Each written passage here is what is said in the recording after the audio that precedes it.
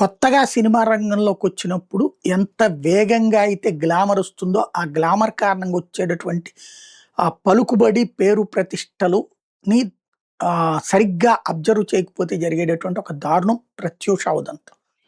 అమ్మాయి చాలా సంప్రదాయబద్ధంగా ఉండేది. వాళ్ళ తల్లి ఎంతో జాగ్రత్తగా చూసుకొని పెంచింది.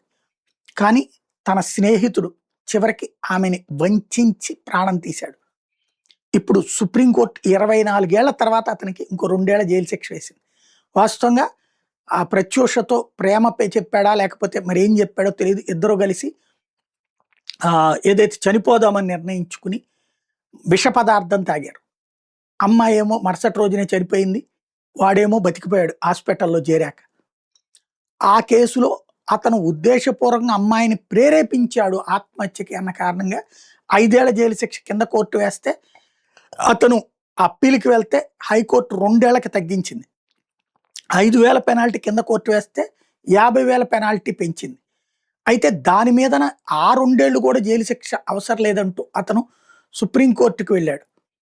అదే సందర్భంలో ప్రత్యూష తల్లి పోరాడాల్సొచ్చినప్పుడు హైకోర్టులో గాని, ఇప్పుడు సుప్రీంకోర్టులో గాని, వాడే దుర్మార్గుడైనప్పుడు వాడిని కాపాడడం ఏంటి అన్నటువంటిది.